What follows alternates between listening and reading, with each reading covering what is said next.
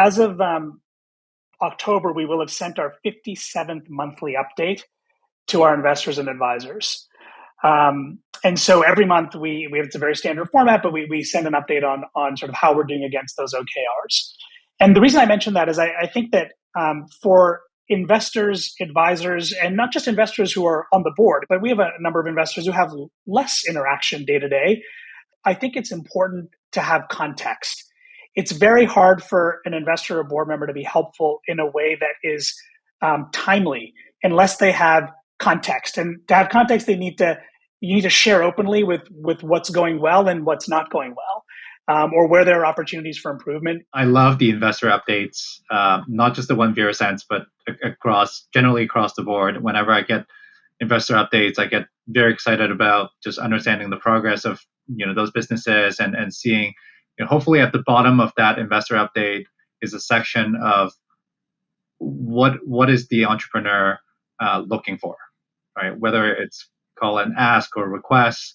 That to me is a very simple and easy way to ask your audience, ask your investor or friends and family for help.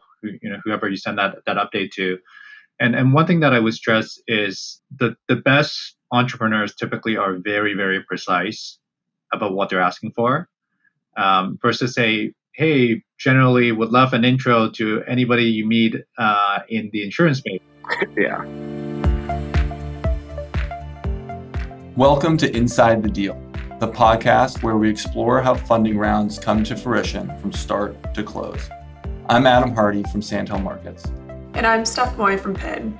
Our head of growth, Daniel Wiegand, and I are teaming up to host this podcast with Sandhill Markets. Together, we sit down and discuss the intricacies of how venture funding rounds come together. Tune in to hear how investments are formalized from both the founder and investor perspectives, from initial conversations to final close. Whether you're an investor or founder curious about the fundraising process, please enjoy the episode.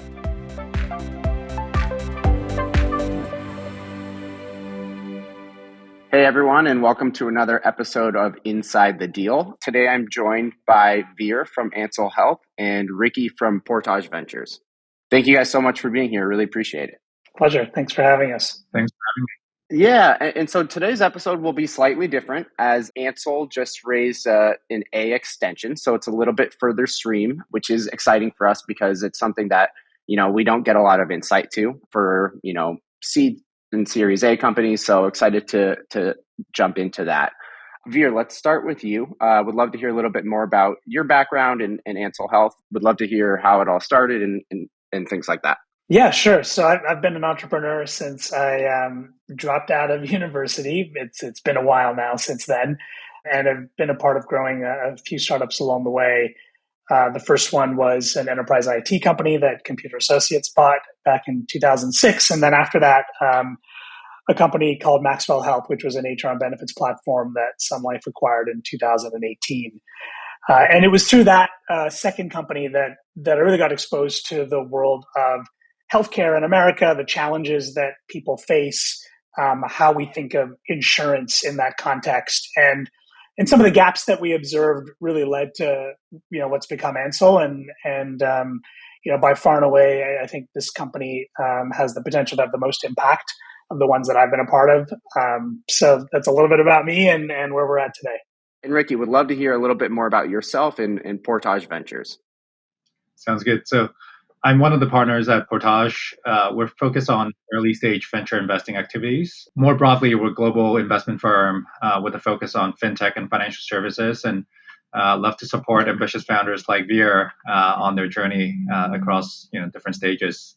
And historically, I've spent some time in consumer lending in the Canadian space, as well as on the growth equity side. Actually, was my sort of first entry point into the world of venture. Was dealing mostly with more mature companies, kind of typically Series D stages and up, and really found that I learned to love more into working with early stage founders and being part of that journey as they continue to figure things out and build along the way, and hence now enjoying my role here at Portage. So Veer, correct me if I'm wrong, but you guys raised a seed round in 2020, and then you did a Series A in 2021. Is that correct? That's right. Yep. Awesome. So a pretty quick turnaround. Would love to hear, post seed round, what went right for you guys to be able to raise that Series A so quickly, and were there any challenges? I'm sure along the way. Yeah. I think a couple of important things happened to be able to do it as quickly as we did. One was that in the seed round, the belief that our lead at the time, Two Sigma Ventures, had to have was that the insurance product we were building would not only have a market and would impact people in the way that we talked about, but would also get through the regulatory hurdles that would inevitably be crucial for us to bring it to market. And second of all, to then be able to show success with an initial set of clients. So we were able to quickly achieve both of those hurdles, which really helped expose for us the fact that there is a big market here. We have a road to go forward that demonstrates that from a regulatory perspective, the product's going to be successfully approved across the country. And that really, I think, gave us the energy that we needed to go raise that next round and to start to invest in the longer term strategy of the business. Yeah, and Ricky, would love to hear from you. How did Ansell come on your radar? How did you guys get connected? Were you tracking them before? Would love to hear sort of how that first meeting came together. This actually dates back all the way to 2019, around the time when Veer first launched the business. We got introduced to Veer through a contact of our firm, within the broader insurance industry. And at the time, it wasn't obviously the best fit for us, given how early Veer and Ansell was at the time. But we thought it was very interesting in terms of how the product was put together and some of the ideas behind it, and very much felt interested to kind of keep in touch and see how, once the product is actually launched, the receptivity in the market, and as Veer pointed out, some of the regulatory hurdles that they had to sort of go through as part of that process. And I think it wasn't until the early parts of 2023 when we reconnected through an existing investor that was already invested into Ansell, and we had quite a few other co-investments with the same investor, and through that warm intro, got connected with Veer again, understood where all the progress and amazing sort of achievements that they've done to date, and the rest we can explore more down the road. Fantastic. So you guys have been tracking them really since 2019, which is people always talk about, right? Especially, start building those relationships with investors, because you never know down the road, and you want to keep those relationships tight. So curious how, when you did start to re-engage, and both of you guys can chime in on this, but did that change the dynamics as far as, other traditional investments that you guys have made, because you already knew each other and were familiar with the business? How did those, I guess, initial re-engagement meetings go, and were they different than normal? Maybe I'll start here. I would say definitely speed things up in terms of the comfort and the level of familiarity in the conversation. We have a basic understanding of what Veer is trying to do and impact in the broader health insurance market, and for us that speed things up from a process standpoint and allow us to actually just get right into tackling the key decision making and the tougher questions very early on in our process. Yeah, to add to that, and Daniel, I'm curious as to whether you've picked this up in other interviews you've done along the way, but at least in our experience, it seems like the investors that we spoke to earliest or first in the process ultimately became the ones that decided to invest, even though along the way there might have been dozens of no's in between. In fact, even prior to the round that Portage led with us, when Two Sigma Ventures did the seed round, we had met them, and specifically Colin on our board, in my last company. And we had actually pitched that prior company several times to Two Sigma Ventures. They had never invested, and then finally invested in Ansell. Similarly here with Ricky and the Portage team, met very early on, and then a few years later. And I think to Ricky's point, there's a level of established rapport that is important. But I think the other thing is that an investor who hears from you early in the process and wants to continue to stay connected is one that, in my view, meets the first of two really important criteria, is they're interested in this vision or their vision aligned. If Portage didn't believe this problem was worth solving, if they didn't believe that the market was worth innovating in, then they wouldn't have spent more time with us. The fact that those two really important things up front were appreciated and we were aligned on allowed us to go to the next level of detail, to Ricky's point, more quickly and with some established rapport to begin that process. The other thing that's important is value alignment, which we can get to later on, but that vision part I think is really important, and is what we experienced through this process with Portage. Yeah, and so Ricky, what were some of the key indicators that you guys were tracking along the way and got you really excited, or maybe posed some hesitancy along the way for you guys at Portage and Ansell? Yeah, I think a couple, call it broader thesis points that really supports our investments into Ansell for this round is certainly the product innovation. Right? And within the world of fintech and insurtech, we typically think about product innovation in two folds. There's always the digital or technology innovation that's critically important in a very fast-moving world, and then there's also the financial product innovation, which I think very interestingly is something that a lot of people tend to miss when they think about fintech and insurtech. Is you can take a very traditional financial product, build a digital experience around it, but ultimately the financial product stays exactly the same, and it's just the way you're interacting with that product is different from, let's say, 10 years ago. I think in Ansell's case, there's innovation on both fronts. From a technology standpoint, Veer has built, the end-to-end tech stack to really tackle everything between underwriting to claims management for this particular product. And at the same time, if you look at the number of conditions that the Ansell product actually supports, you really don't find a parallel in the market today. And that's where we got really excited that he's gotten to a point where he's built both, and it shows that the amount of dedication that the team has over the last couple of years on realizing that that objective that they have in the early seed deck that we received. And I would say the second point is around some of the inflection points that we're seeing as indicators that Ansell is at a really good spot in terms of accelerating their growth. Veer has launched a number of commercial partnerships, some of which have been publicly announced, and these are with partnerships with large companies in the insurance space. And part of what that tells us at Portage is that the broader industry actually sees the Ansell product as something that can be widely accepted and is actually critical as part of the broader product offering that they would love to see and implement as well. Yeah, and Veer, so I'm very curious, and I think a lot of our listeners are too. How did either your strategy or the pitches change from seed to Series A to A extension? Yeah, that's a good question. There's probably an exercise worth doing to go look at all those prior decks. Well, let me tell you what definitely did not change. One, the vision has been very, very clear from the start.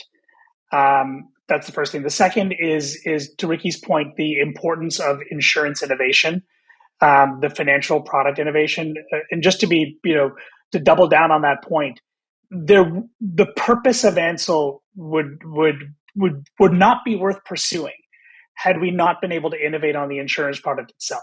That was just a fundamental to this whole thing. And the third thing that was very consistent throughout are the KPIs that demonstrate success. And in insurance, specifically employee benefits, there are really only a small handful that matter. How often is the insurance product utilized? So as a financial product, how often does it deliver value? And second, how much value does it deliver? Dollars and cents. And on those two metrics, the product at its initial stage in terms of what we anticipated it to do, and then what it ultimately has been doing in market has stayed very consistent. Now, what's evolved throughout those pitches are, one, how we think of our go-to-market strategy. We had a view that was consistent through all rounds of fundraising, but as we went further along, we were able to demonstrate that it was actually possible. So Ricky had pointed out a few minutes ago that partnering with other insurance carriers to enable them to bring to market their own version of our product is fundamental to our strategy. Although it's an extremely challenging thing to do. The moving parts are complicated, and ultimately these are other companies relying on us for innovation in insurance, which is not normal. They should, typically are innovating on their own for insurance. They're insurance companies after all. So to propose that was going to be possible, there wasn't a lot of precedence for it. So we had to prove that out. So that was definitely a shifting point in the conversation as we went along. The other big thing for us, and we had, again, thought this was possible, but needed to show that we could do it, was the extent to which we could automate the claims experience. So much of insurance is a discussion around making sure that people file claims and that payments are made quickly and easily. And that's a big challenge that insurers face in employee benefits. Our early thesis was that could be automated given the nature of the product we had designed, not just because of the digital innovation, but because of the insurance product innovation itself. And over the course of the business's history and leading into the conversations with Portage, we had really been able to demonstrate that was happening. In fact, today, 3/4 of our claims are paid without a member having to file a claim, which is, in many ways, when you think about it, sort of the antithesis of the normal insurance experience. Most folks have to think about filing a claim and go through that process. For 3/4 of our members, that doesn't happen. And we see as a result of that a very high net promoter score, which I think is the final thing I'll highlight here, is that NPS is something that when it's strong, I think it's an indicator that we have something that is really special. We have an NPS over 80, and we've been running over 80 for over a year now. And it makes sense that we would, when you pay a claim proactively and you're basically sending someone money at a time of need, that's going to, I think, reflect positively on that experience. And we see that in NPS scores. But I think being able to talk to an investor like Ricky and the Portage team and say, look at this. I mean, this has been so consistently strong for so long. It really does prove what we've been saying about this product all along. So those are some of the things that shifted and became sort of more of a focus in our discussions with investors as the business progressed. Yeah. And Daniel, maybe I'll raise two counterpoints that we came up with during our process and ultimately got comfortable, really reflecting on what Veer just said. So anytime you're working with large companies on a strategic partnership in this industry, always comes with a certain level of risk around partner dependency, how much control you have around the execution together with your partner. So during our process, we actually talked to almost all of the commercial partners that Ansell has, and really understanding the enthusiasm and specifically the plan that they have behind how they plan to roll out the Ansell product. And those discussions actually gave us a lot of confidence that these partnerships are not just paper signed without any actions to follow. There's actually a plan that can be well executed and have actual resources being planned and utilized to follow up on those actions. And then the second thing is, anytime you think about rolling out a new and innovative insurance product into the market, the one thing that often comes to mind is how does the economics work across the value chain? And what I mean by value chain is, you have, in the typical insurance world, you have the brokers and agencies, the distribution layers of those products. And then sometimes you have the MGA who is managing, or the managed general agents who are doing the underwriting work on those products. And then you have the carriers or the reinsurers in the back end who may share some of the risk appetite on that product. And we have to work across the different parts of the value chain in order to make a successful insurance product. So as part of that, we talk to the distribution layers that Veer's spending time with. We talk to some of the risk carriers that could potentially be a backer of the Ansell product, or be potentially working with Ansell to roll up their version of the product, and ultimately got very comfortable that, hey, even with the new and innovative product construct, there's actually a lot of incentives to allow people to distribute and sell these products while, as Veer mentioned, like keeping the end user and the consumer who are benefiting from these products really happy. Yeah, no, that makes a ton of sense. And then so from when you guys re-engaged, what was the timeline like till close? And was it standard for you, or was it, I think you mentioned it slightly accelerated because you had known each other for so long, but would love any insight into how many meetings, diligence timeline and things like that till close. I think it was a fairly standard process. Took us so on the Portage side, we typically have the deal team that works very closely with the founders that we plan to invest in, and bring back a discussion and a set of materials to our broader team, and really think through the investment opportunity holistically as a team, and get opinions across the board. This process was fairly standard, and we got to our term sheet in, I think, just a little bit under 2 months. And considering that we had to go through a lot of different commercial partner conversations, and actually scheduling time slots with key executives at large organizations was probably the biggest bottleneck in that process of anything else. And yeah, so it was a fairly smooth process.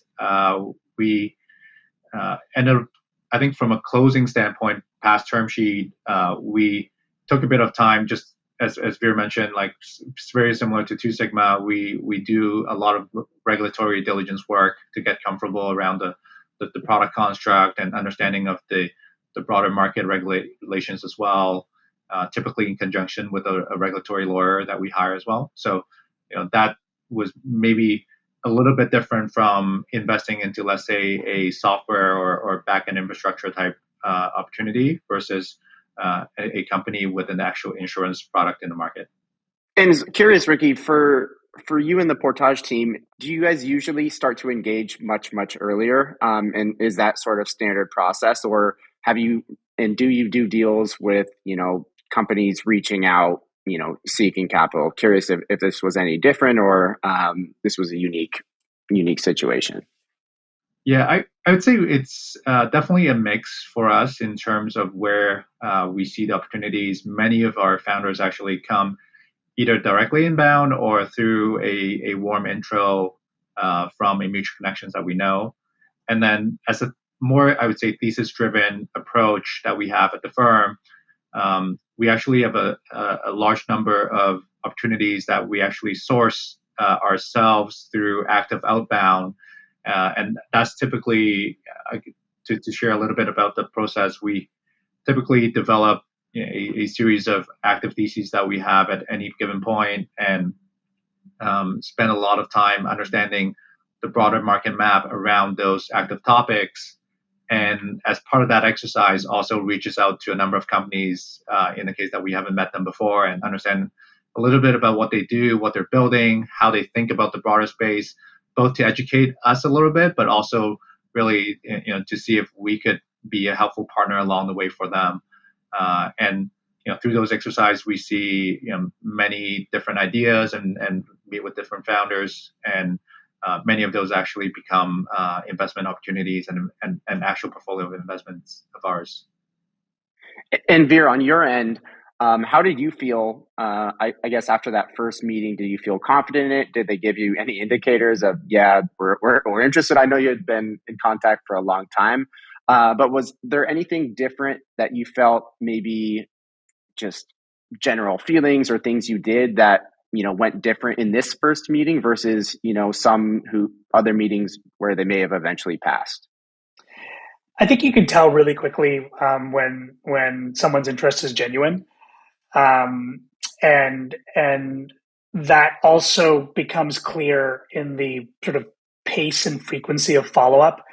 So I know that in the case of Ricky and team, when we would engage outside of that first meeting, there weren't long lapses of time, right? There was a constant dialogue, and I think that sends a message to an entrepreneur that says, look, this is a relationship that we should invest in because there's something here.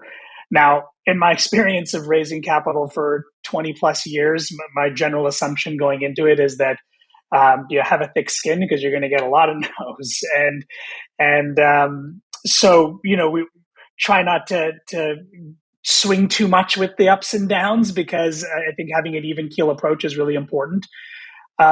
We've certainly experienced, as I'm sure many entrepreneurs have, the exact opposite, right? Where you're sort of anticipating your response. You just sort of wish someone would tell you a definitive no if it's going to be a no, so you can move on. But that's not always the case, and more often than not, it's not because an investor doesn't want to be clear with you. It's just that they need time to think about it, and that doesn't happen overnight or immediately.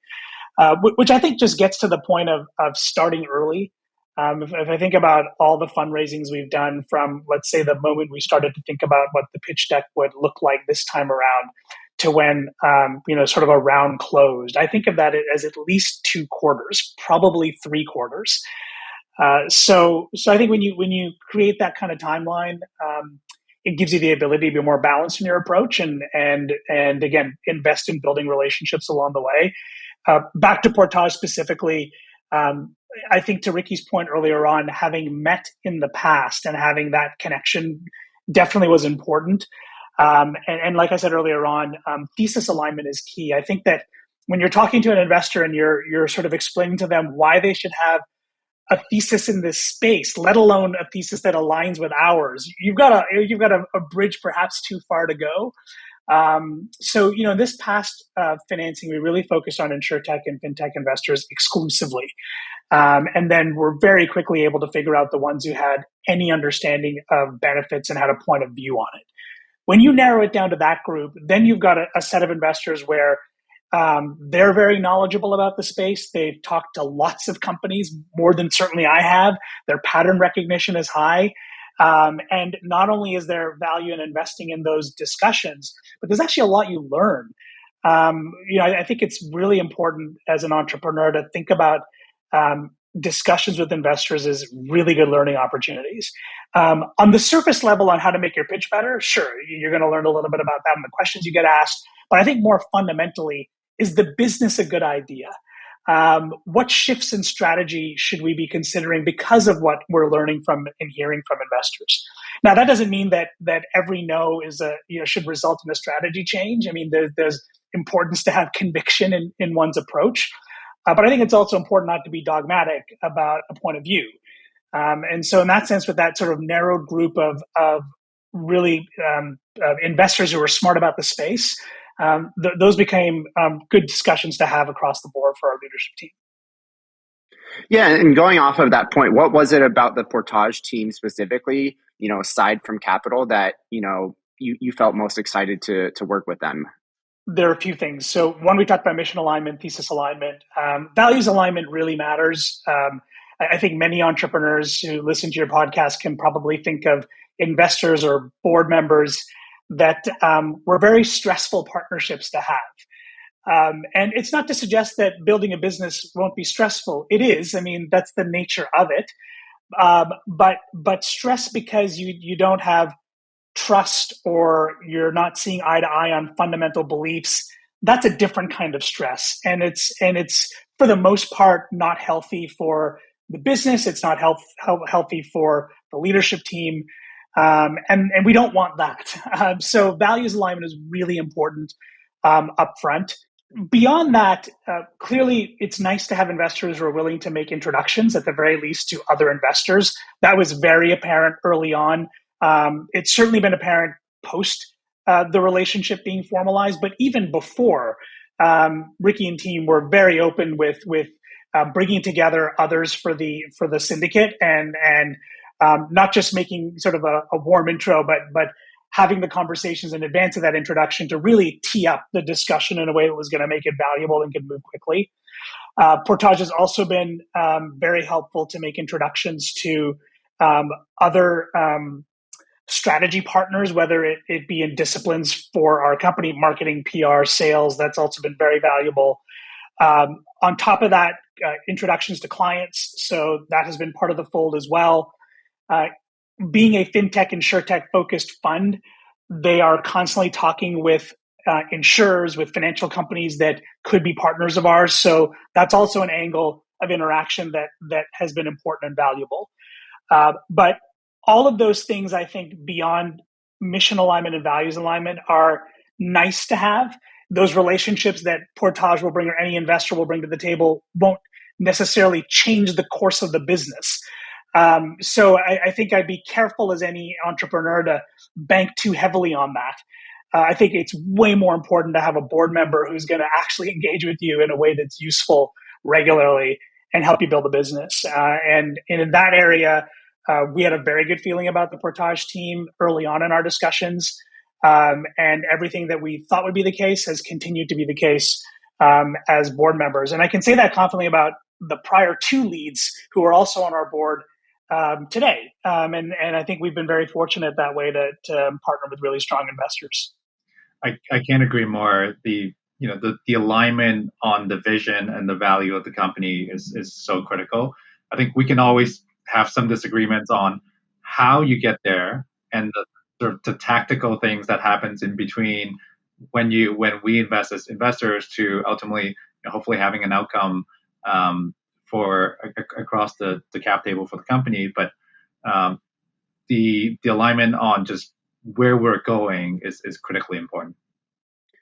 Yeah, I think one of the things that a lot of founders, especially early on, struggle with is how do they extract the most value from their investors. So would love to hear from both of you. What are some strategies, Veer, that you've seen over your career and experience of how can I best get the most out of these investors? And then Ricky, for you as well, I'm sure you have a ton of portfolio companies with a ton of asks. What's the best way for an entrepreneur or a founder to get intros or get value add from their investors? Yeah, not to pick at your words, Daniel, but I think extraction is probably the wrong way to think about it. Fair. But I think one thing that we started at our last company, and we really honed into it in this one, we have a process of OKRs. Not, of course, many companies do. But as of October, we will have sent our 57th monthly update to our investors and advisors. And so every month it's a very standard format, but we send an update on sort of how we're doing against those OKRs.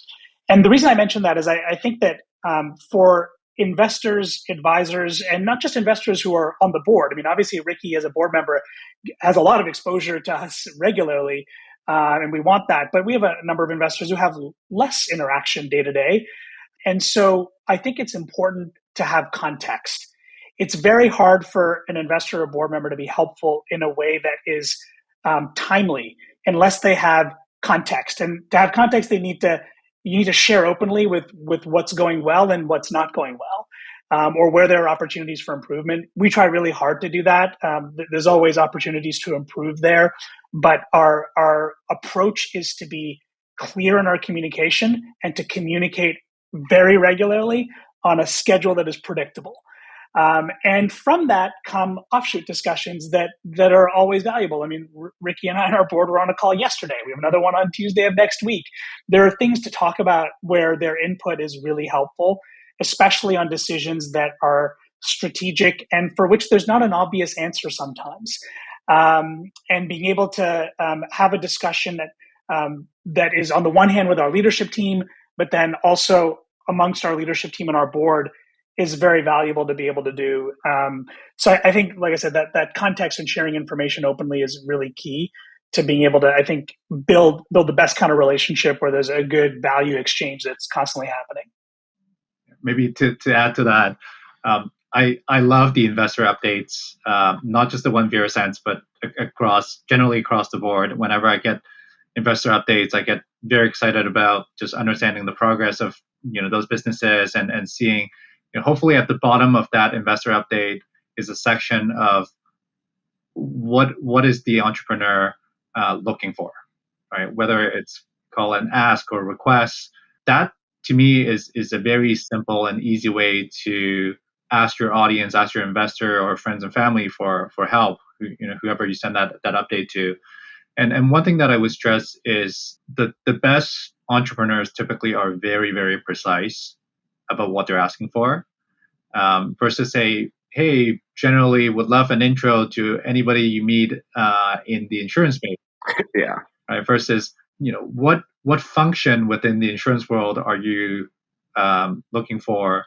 What is the context, as Veer mentioned, of this ask, and what is the next step that you would like to take with some of these contacts, such that when, as an investor, when we go and talk to other people in our ecosystem and the topic of Ansel comes up, we can be very, very precise about what it is that we're looking for. And if the opportunity exists, then great, like we'll make that introductions right away.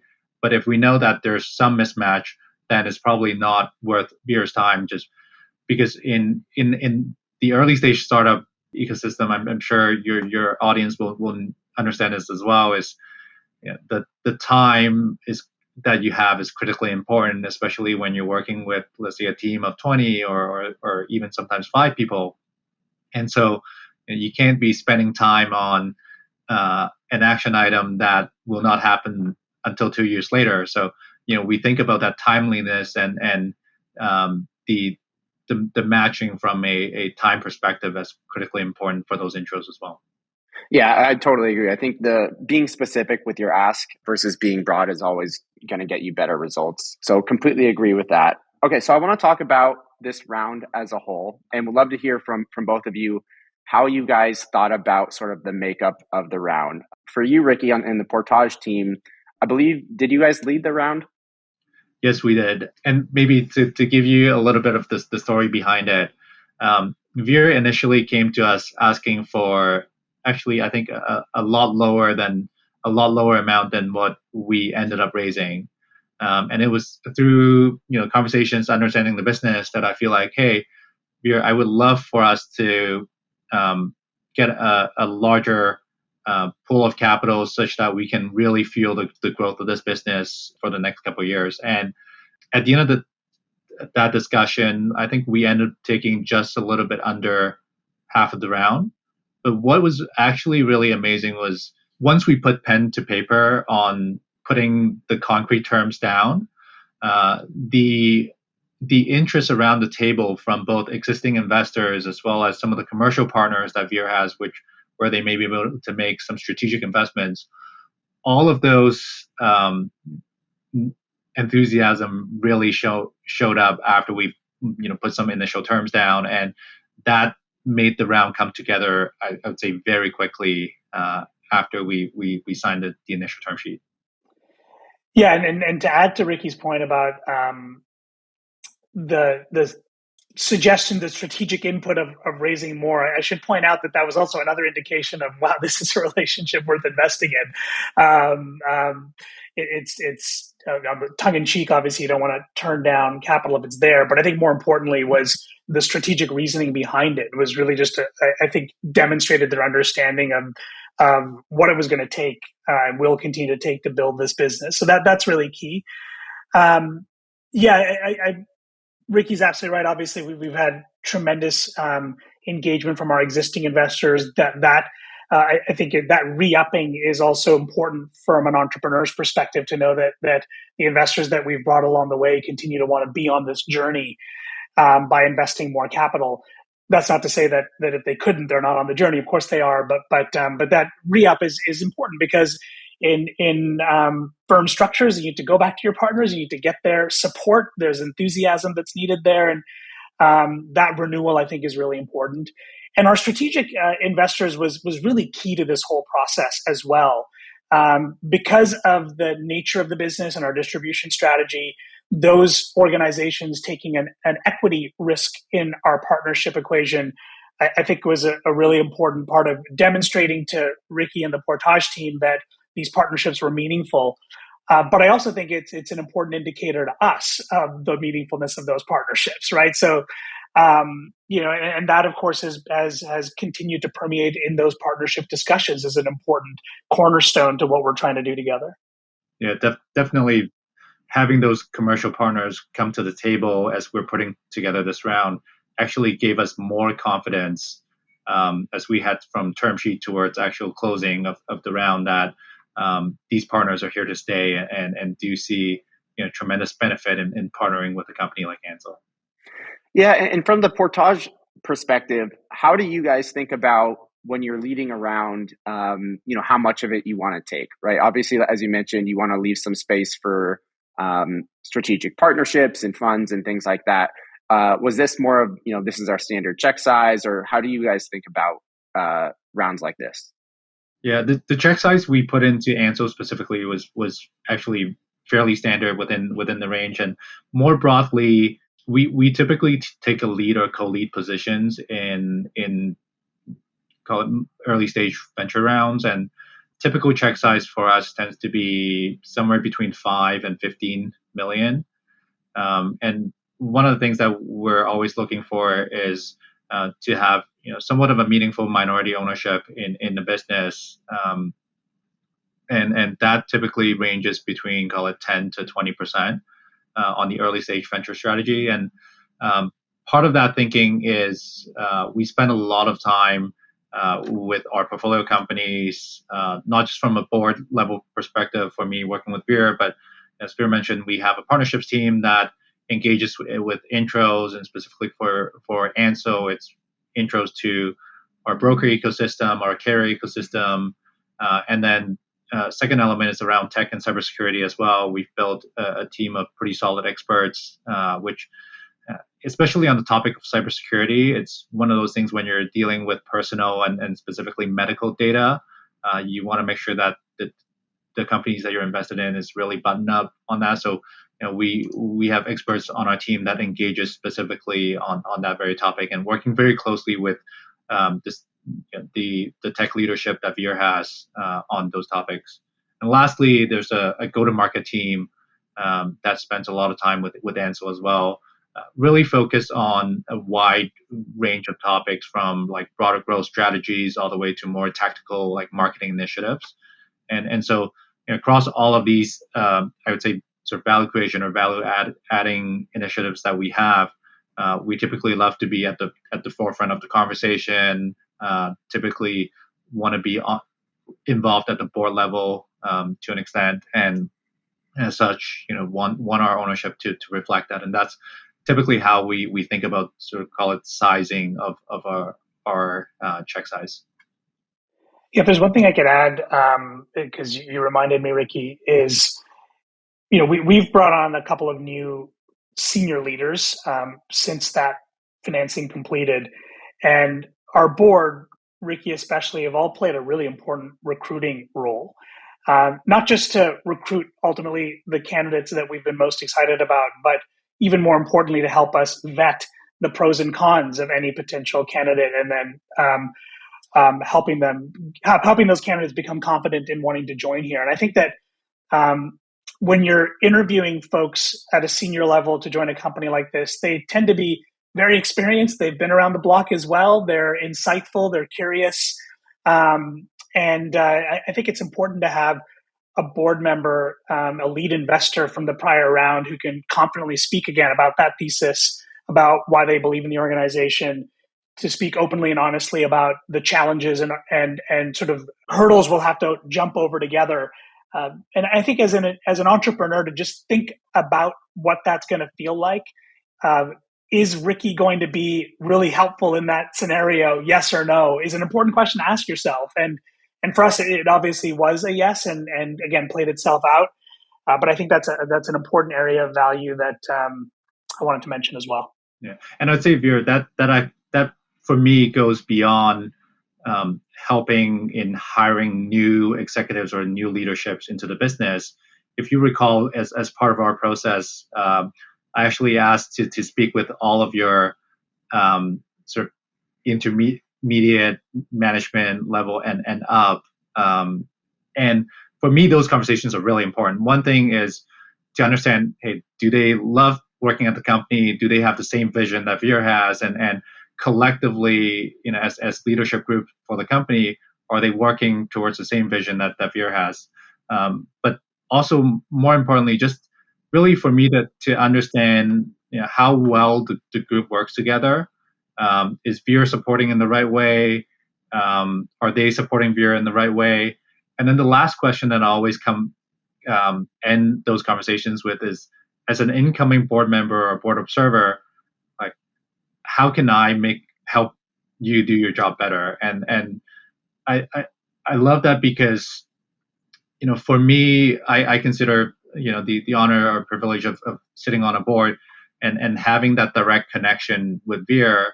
And sometimes it's a lot of it is about opening up that, I love having an open door policy outside of doing a podcast to just be able to listen and understand what other people need. And if I can be, a resource on that front for Veer, then that to me is part of my job as a board member as well. Yeah, I love that.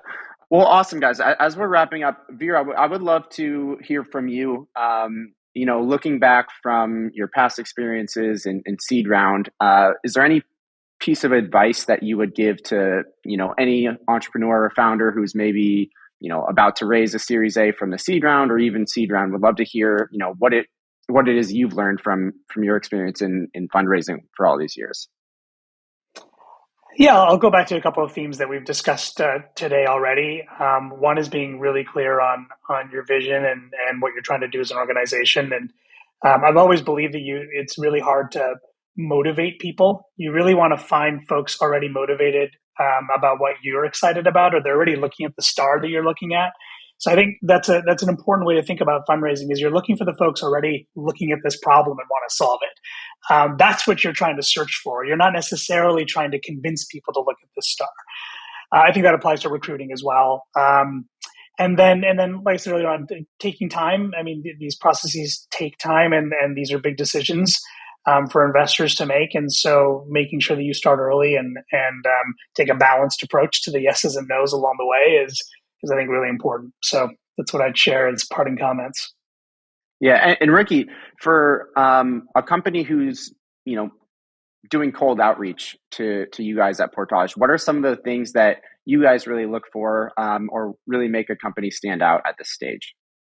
Yeah, for me, it's context is always key. Understanding why someone is reaching out and understanding the conversation that an individual would like to have, whether it's to trade notes about the industry, which I'm happy to do so, or is there a specific financing opportunity that they're thinking about, or even to talk about potential partnerships with some of our portfolio companies. So I always love that context, and with that context, I can be a little bit more prepared going to those conversations, and even do a little bit more homework before heading into those conversations, and that always, I think, drives a lot of efficiency and rapport in that first meeting. Yeah, absolutely. Well, awesome. And so Veer, if there's anyone out there, investors, customers, users who are interested in Ansell, what's the best way for them to get in contact with you? Maybe not you specifically, but... But I mean, that's fine as well. Open door policy for Ricky's point. It's just veer@joinansell.com. Best way to reach me. Awesome. And Ricky, if there's a company out there that, thinks they match your thesis, what's the best way for them to get in contact with you? Yeah. Drop me a note on LinkedIn or email rli@portageinvest.com. So always open to talk. Fantastic. Well, again, thank you guys so much for taking the time today. Very insightful. I learned a lot. And best of luck to you both moving forward. Thank you. Thank you. Thanks again for having us. That's a wrap for this episode of Inside the Deal. We hope you learned more about how these rounds really come together. You're also invited to check out PIN, the easiest way to invest in startups with your community, whether you're accredited or not. Learn more about us at getpin.xyz. If you enjoyed this episode and are looking for more venture content, make sure to check us out at sandhillmarkets.com. We run a weekly newsletter, live events, investor syndicate, and other great podcasts like this. Thanks for tuning in.